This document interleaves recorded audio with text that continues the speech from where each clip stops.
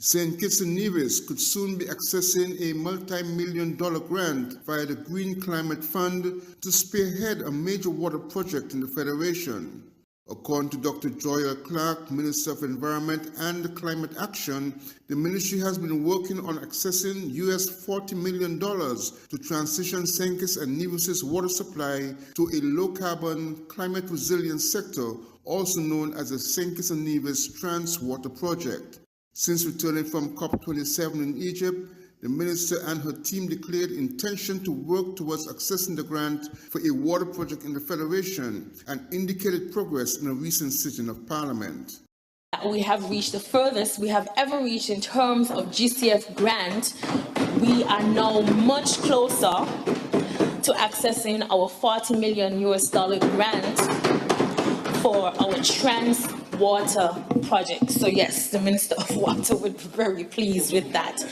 We at the Ministry of Environment and Sustainable Development recognize that we are uniquely poised to support critical ministries: environment, water, energy, tourism, education, and of course, we continue doing so with the support of the Ministry of Finance. I want to thank all of the workers, my two PSs, PS Ratan and PS Dur, for their continued support in mobilizing the ministry to adopt and move forward with the government's agenda for our transformation to a sustainable island state.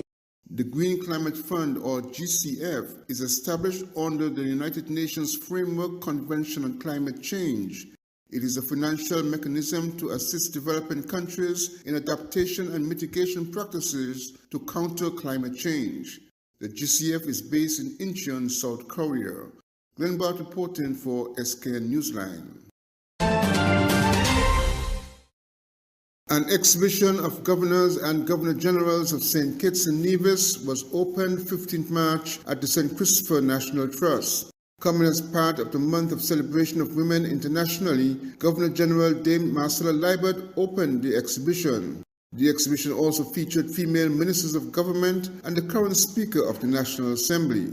According to Ms. Etsa Keynes, the exhibition came with the assistance of the Republic of China on Taiwan, represented on the occasion by Resident Ambassador Michael Lin. Today I'm very honored to be here to attend this exhibition, also Ribbon Cutting Ceremony exhibition.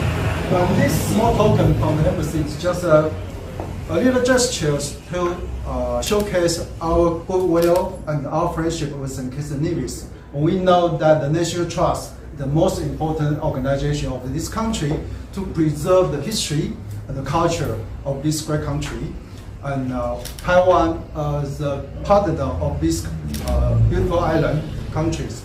We are very happy to be just a little bit contribution to the National Trust. So although this is just one of it, but I believe in the future we'll have more to contribute in our capacity. And we also have other projects now is incomplete. But today is significant, and all of us will draw certain inferences from the exhibit. We are seeing, depending on which direction you are looking from, you're seeing a series of males going around the room, and if you were to pause and leave, you would think that it was a male exhibit. But the purpose of the exhibit today and the significance of it is really to highlight the ascension, as it were, of Dame Marcella Liebert as our first female Governor General of the Federation. And I think that deserves a round of applause.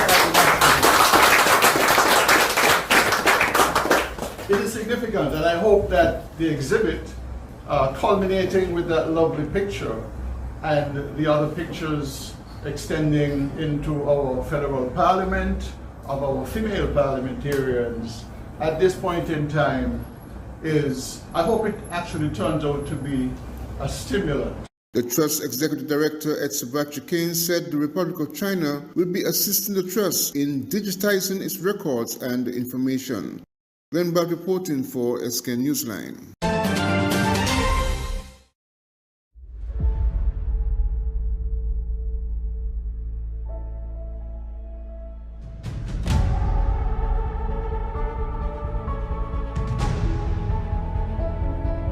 beautiful. He took one look at you and the angels started singing. Another wonderful day.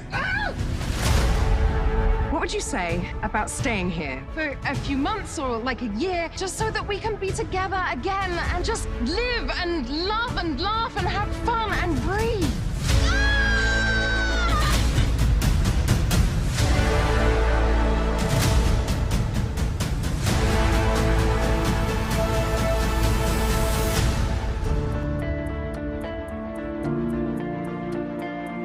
Why are you hiding out on a little Caribbean island, singing in a beach bar?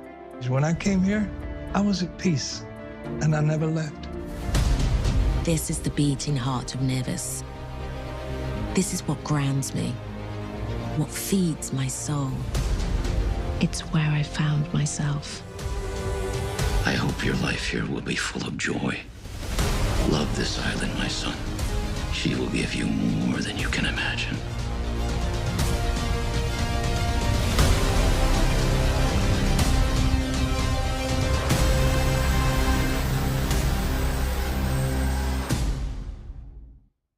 The SKN Newsline website now offers you more news. Log on to www.sknnewsline.com for local, regional, and international news. You can also watch the latest newscast and keep abreast with news in sports, all from sknnewsline.com. That's www.sknnewsline.com. News at your fingertips. Online radio has never been this great. It's Voice of the Caribbean Radio at voiceofthecaribbean.net. Tune into Voice of the Caribbean Radio for great Caribbean programs, news, entertainment, sports, and current affairs. Wake up each morning and be inspired with One Day at a Time with Kim Huey. Stay abreast with news across the Caribbean and internationally with the Caribbean News Hour, and be entertained with shows like Reggaeville, Caribbean Classics, and Jive Music Show. Visit our website, download our Android mobile app, or listen us on TuneIn Radio. There is so much more on Voice of the Caribbean Radio, reaching the Caribbean and beyond. Check website or app for program schedule. Her Excellency Verna Mills presented her letter of commission to the President of South Africa, Cyril Ramaphosa, on Tuesday, March 14th. High Commissioner Mills, accompanied by her spouse, Mr. Genevieve Mills, presented the compliments of the Prime Minister of St. Kitts and Nevis, Dr. Terence Drew, and the people of St. Kitts and Nevis. As the first non-resident High Commissioner of St. Kitts and Nevis to the Republic of South Africa, High Commissioner Mills endeavours to further promote the relations that exist between St. Kitts and Nevis and South Africa. In 2005, Her Excellency Verna Mills began her career in the Ministry of Foreign Affairs as a foreign officer in charge of Latin America. She's a graduate of the Diplomatic School of Madrid with an inter-university master's degree in diplomacy and international relations. Meanwhile, Mr. Larry Vaughan, head of the Regional Integration and Diaspora Unit in St. Kitts and Nevis, travelled to Guyana on Monday to present his letter of credentials to the CARICOM Secretariat. His Excellency Ambassador Larry Vaughan was accredited on Tuesday at the CARICOM Secretariat as the new ambassador for St. Kitts and Nevis to the CARICOM community, CARICOM. His Excellency thanked the Prime Minister of St. Kitts and Nevis, Dr. Terence Drew, for having reposed great trust in him to bridge the national and regional agendas in the integration architecture for the benefit of nationals and residents. Ambassador Vaughan pledged his commitment to the task at hand and in the service to his country. He said, quote, "I have accepted this role cognizant that the fortunes of the people of St. Kitts and Nevis are inextricably bound with the shared pursuits of economic integration, foreign policy coordination, human and social development, and security, as are espoused and pursued by the community. With these pillars ever before me, I pledge my cooperation, my passion, and my action, not only as the plenipotentiary representative of a member state, but also as a proud son of CARICOM," end quote. His letter of credentials was received by Secretary General CARICOM, Dr. Carla Barnett. Also present at the ceremony was Ambassador Donna Ford, Assistant Secretary General, Foreign and Community Relations, CARICOM. Ambassador Vaughan holds a Master's of Art degree from York St. John University in Leading Innovation and Change and has served in several high-level positions within the Federation. as head of the Regional Integration and Diaspora Unit, to which he was appointed on November 24th. His responsibilities include serving as St. Kitts and Nevis Ambassador to CARICOM and the Association of Caribbean States, Commissioner to the Organization of Eastern Caribbean States, and National Coordinator to the Bolivarian Alliance for the Peoples of Our Americas People's Trade Treaty, advocating the position of the government of St. Kitts and Nevis to facilitate action that leads to national benefit, coordinating the implementation of initiatives that have been agreed to at regional fora, and being the national focal point for information on regional organizations, thereby keeping the nation informed on such matters. Andre Huey, SKN Newsline. The Media Association of St. Kitts and Nevis has a very active agenda for 2023, which includes providing ample training opportunities for its membership and facilitating benefits currently not afforded to media workers. President of the Media Association, Andrew Huey, said the association is looking to organize more training workshops, including one on media law and defamation. So on the issue of defamation, we realize that not only in St. Kitts and Nevis, but media workers across the Caribbean tend to run into issues with the law when it comes to defamation, whether it be a politician or somebody in their society suing a media house, a radio station, or a newspaper for defamation. We realize a very thin line for media workers and journalists, and we want to this year host a workshop training on defamation law, or media law, so to speak. The media law right across the Caribbean, the Commonwealth Caribbean, are quite similar. And so we want to see what are some of the areas that, as journalists, we should be looking out for, avoiding certain pitfalls, so that we are not sued. Media houses are not sued. We know of media houses in the Caribbean that have literally closed down because they could not afford the costs that they had to pay as a result of defamation cases that they would have lost. So we want to ensure that our media workers are equipped when it comes to media law and matters of defamation and libel, so as to prevent, to reduce incidents of defamation and occurrences of defamation, or at least media houses being brought to court on matters pertaining to that. And if they are brought to court, that they would have themselves covered in terms of how they would have reported on certain stories that would probably lead to court action. One of the things that we are looking to do is that we're looking to partner with the MIC, the Media Institute of the Caribbean, in hosting a workshop in St. Kitts and Nevis. I know that they're going to do regional workshops, but we want to do one specific to us here in St. Kitts and Nevis. Meanwhile, Mr. Huey reviewed 2022, which was a year of new beginnings for the association. Well, as you know, the Media Association was revived back in April 2022, where we had our first executive election. Since then, we have formally registered the association, have it as a formal association. We've also been able to enroll new members. We've assigned our members identification cards, which we are looking to have as official ID cards or press passes, so to speak, that will be recognized by the authorities whenever any of our members show up, whether it be a crime scene or any other assignment with that pass. Whether or not they have a pass from their media organization, they'll be able to use that as their official press pass. We also use the opportunity as well to try to engage training opportunities. Training is one of our biggest goals and initiatives. We want to ensure that our members are properly trained and that opportunities are available to them for training. So we hosted our first training workshop in conjunction with Hope Economics back in October. It ran from September, actually. It ran from about September to about November. And we were also able to include journalists from across the Eastern Caribbean as well. That training was very successful. We had a really good turnout, and we're looking to do more of these trainings. That training in particular had to do with training or teaching media workers how to report on business and economic matters. And we want to continue that. We want to do another iteration of that course with Mr. Kevin Hope of Hope Economics, who partnered with us on that initiative. So those are just some of the things that we were able to do in 2022 since the association was revived. The Media Association of St. Kitts and Nevis was revived in 2022 after some 15 years of dormancy. Glenn Bart reporting for SK Newsline.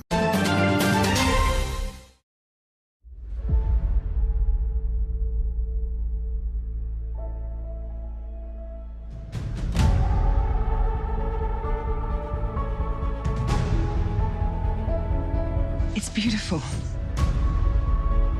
He took one look at you and the angels started singing. Another wonderful day. What would you say about staying here for a few months or like a year, just so that we can be together again and just live and love and laugh and have fun and breathe?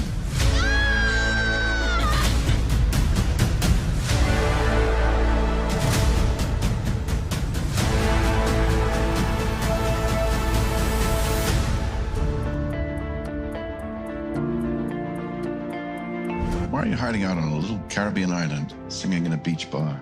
When I came here, I was at peace, and I never left. This is the beating heart of Nevis. This is what grounds me, what feeds my soul. It's where I found myself. I hope your life here will be full of joy. Love this island, my son. She will give you more than you can imagine.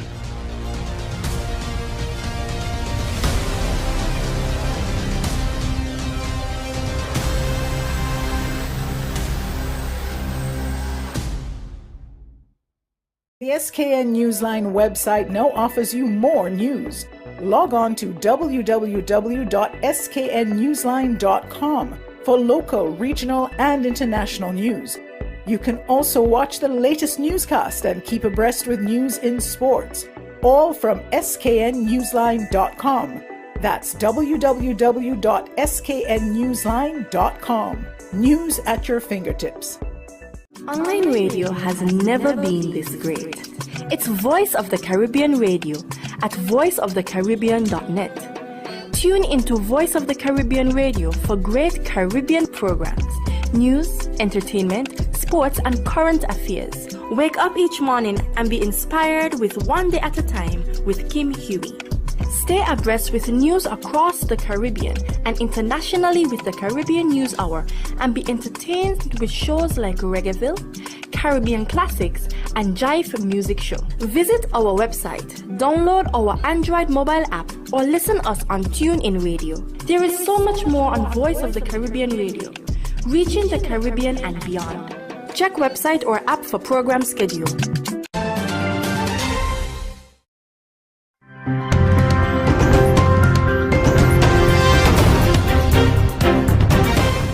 It's not a budget for the people. That criticism from opposition leader Mark Golding this evening as he made his contribution to the budget debate. Amid that criticism, he outlined a number of initiatives the opposition PNP would pursue if and when they form the next government. Now, Andrea Chisholm has been listening to the budget debate and now joins us live. Andrea. Well, Giovanni, it was a wide-ranging presentation outlining plans for a number of sectors, including renewable energy and the creative industries. Now, the budget for the next fiscal year, which begins on April 1, just a few weeks away, is over $1 trillion. But for the parliamentary opposition, there's nothing in it for the ordinary man on the street.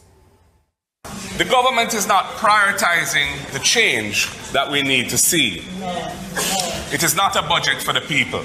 Opposition leader Mark Golding doing an assessment of the budget while describing as hollow the statement of no new taxes. So the cost of living are bite the people and the taxes are suck out them blood. It is worth noting that the government projects that it will collect $824 billion in taxes in the coming fiscal year. That is an increase in tax collections of over 34% over 2 fiscal years, from April 2022 to March 2024. An increase of taxes of $208 billion from the people of Jamaica. And so he thinks more could be done to cushion inflation. Amidst high tax collection, he again questioned why there was no allocation for the local government election and the government's insistence on signing off on the new compensation regime for public sector workers by March 31. Why wouldn't the government find a way to extend the period for the public sector salary negotiations to continue to fruition and to allow the groups to make their measured, well-informed and transparent decisions on the government's wage offer, instead of being bullied and cajoled by take it or lose it? Against this backdrop, the opposition leader believes time come for Jamaica to go in a new direction. Mr. Goulding said if the PNP forms the next government, they would focus on transforming the first 11 years of a child's life. Taxes will be removed from laptops and tablets for students, and greater emphasis placed on nutrition. We will ensure that teachers are eligible for student debt reductions and motor vehicle concessions at levels which increase with their years of service in the job.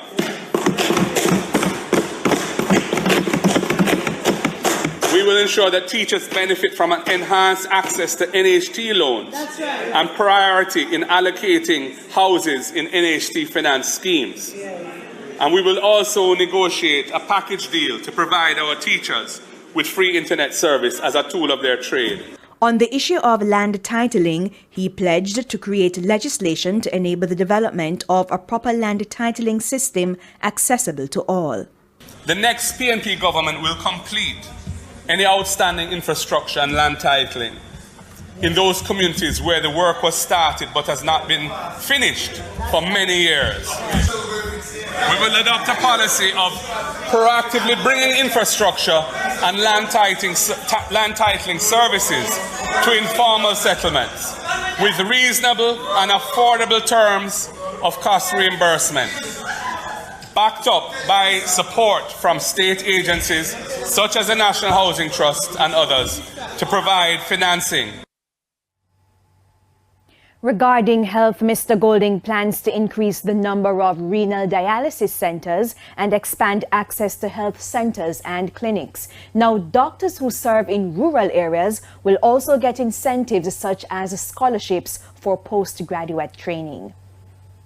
Right, so Andrea, we've heard from the finance minister, the opposition spokesman on finance, and today the leader of the opposition. Who speaks next in this budget debate and when do they speak? Well, the next speaker, Giovanni, will be the Prime Minister, Andrew Holness, and he is scheduled to speak on Thursday. All right, thanks so much. We look forward to continuing our coverage of this budget debate. Thanks so much, Andrea Chisholm there. Member of Parliament for St. John City South, Stelroy Benjamin, urges the opposition in the lower house to ensure Antigua-Barbuda accedes to the Caribbean Court of Justice as its final appellate court. He implores them to act impartially for the good of this country. It is an affront to our sovereignty as an independent nation that the foreign jurisdiction should be our final court of appeal. It is an affront to our sovereignty as an independent nation that the foreign tribunal should be our final court of appeal. And I'm calling upon you, Mr. Pringle. I'm calling upon you on the other side. Forget about partisan politics and do what is right for this nation. Benjamin, who is also Attorney General, also beseeches consensus in moving this country away from a constitutional monarchy toward a republic. He calls it a natural course of action. We have to be republic. In every democracy, there are three arms: the legislature, the executive, and the judiciary. And if we don't control those three arms, those three pillars of democracy, we are not really free. He also calls for an investigation into whether a bicameral legislature is serving the country well. A unicameral system now exists in the Commonwealth of Dominica and the Federation of St. Kitts and Nevis, for example. Benjamin, however, declares he does not subscribe to reforming the Constitution to fix the date for general elections, as is the case in the United States. And Prime Minister, let me warn you now. I hear some people talking about getting dates set for elections. See what I'm talking about, say no? What election? They must know. What election are you talking about? When the election is supposed to call. I don't know what kind of thing you're running here. Fixed date elections. Check the Commonwealth of Nations. 1949. 56 nations. The last two nations are Gabon and Togo. Not one of them. Not one of them. For ABS News, I am Ursil Charles Jr.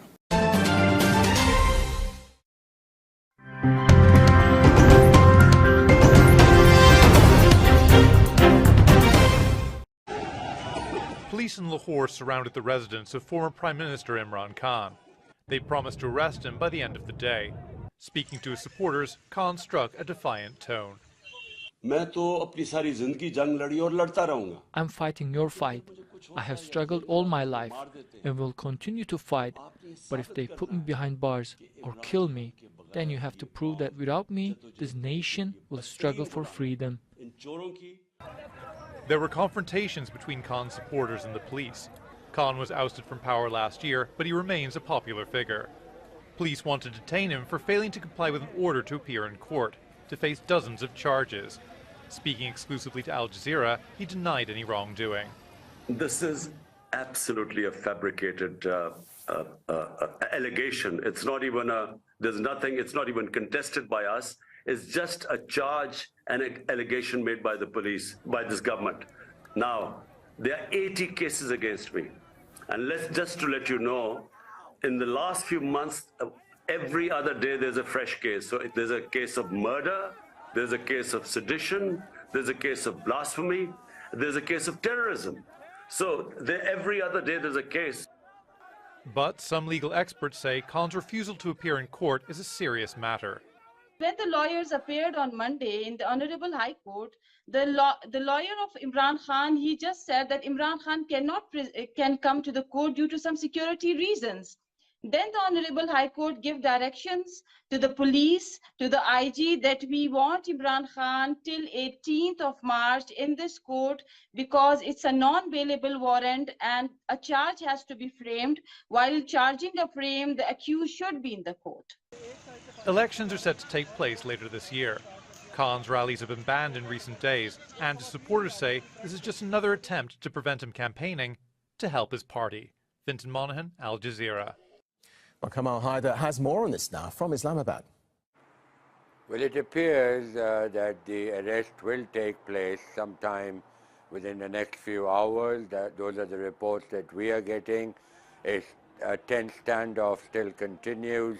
The police is lobbing tear gas shells into Imran Khan's residence at Zaman Park, where hundreds of his supporters have gathered and are pushing the police back. The government has also instructed the paramilitary forces to also beef up the police, and the apprehension is that Imran Khan is likely to be arrested sometime tonight. He's already announced an emergency committee of his leaders. These are 6 leaders of his party who, in the case of his arrest, will be making key decisions. But in the meantime, people have come out in other cities as well, in other provinces.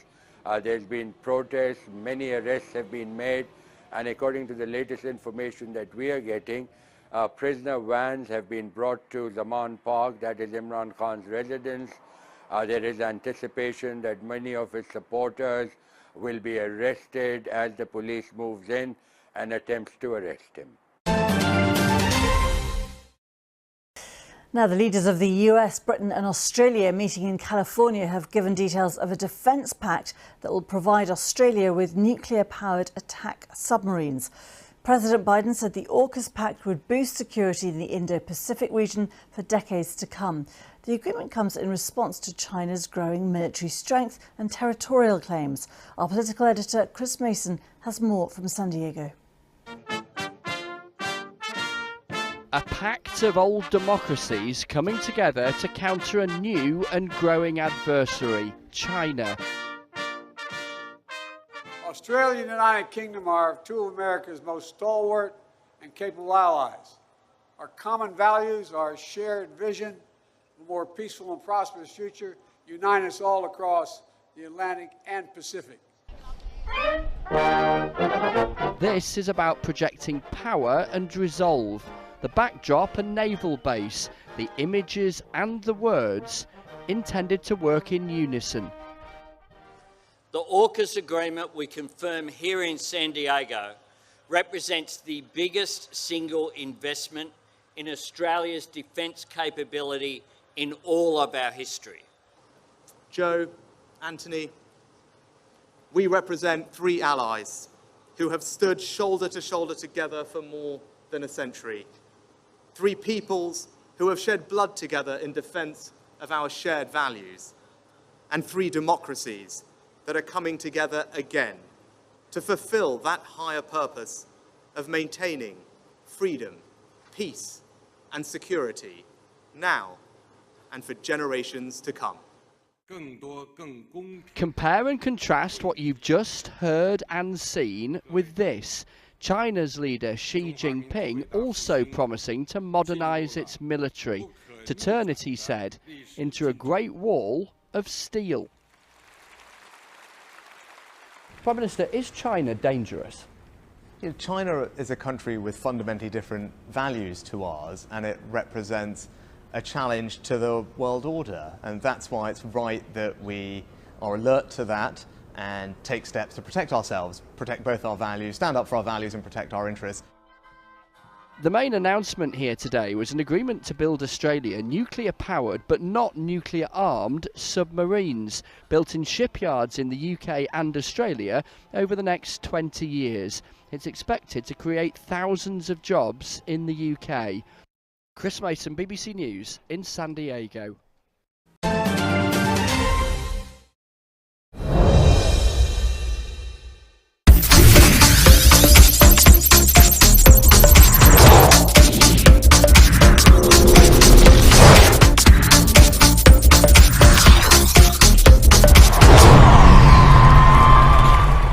Now, the Reggae Boys ended their two-match friendly international series in the island against Trinidad and Tobago without a win after being held to a goalless draw at the National Stadium last night. Coach Heymir Hallgrimsson continued to shuffle the deck as he made 7 changes to the squad, which went down 1-0, or to the 11, which went down 1-0 to the Trinidadians at the Montego Bay Sports Complex on Saturday. But despite ringing the changes, the boys failed to break down their Caribbean neighbours for a second successive contest. Coach Hallgrimsson looked at the matches as an audition, or as auditions for players.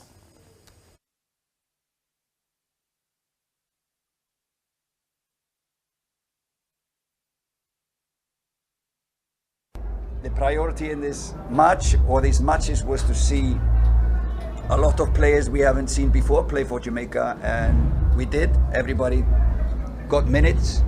Some of them really did well with their minutes. Some we need to wait for maybe a little bit longer, so I'm happy with having these games. The boys now turn their attention to their CONCACAF Nations League match away against Mexico on March 26. Liverpool are facing a mammoth task to overhaul their 3-goal deficit against reigning champions Real Madrid in their second leg UEFA Champions League round of 16 tie at the Santiago Bernabeu. Liverpool were beaten 5-2 in the first leg at Anfield in the repeat of last season's final. In the day's other tie, Napoli will carry a 2-0 lead into their second leg clash against Eintracht Frankfurt in Italy. The matches kick off at 3. Crystal Palace, who are still searching for their first win in this calendar year, will play Brighton and Hove Albion in one of 2 matches in the English Premier League today. Brighton, meanwhile, could draw level with Liverpool on points with a win over Palace. Over at the St Mary's Stadium, Southampton welcome Brentford in a game which has huge implications for the hosts. Southampton could climb out of the relegation zone with a win, but face a Brentford team which had gone 14 games unbeaten before their match at the weekend. Both matches kick off at 2:30.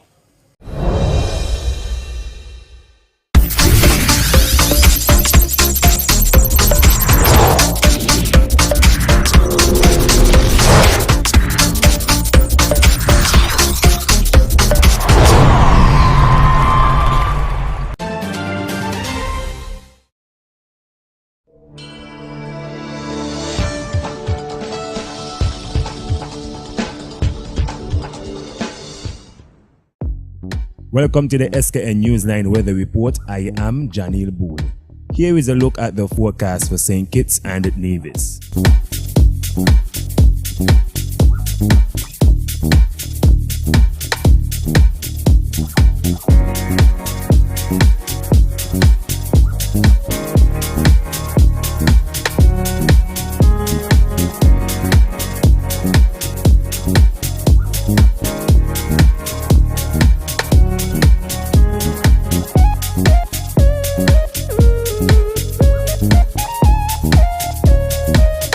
For a more detailed weather report, visit our website at www.sknnewsline.com.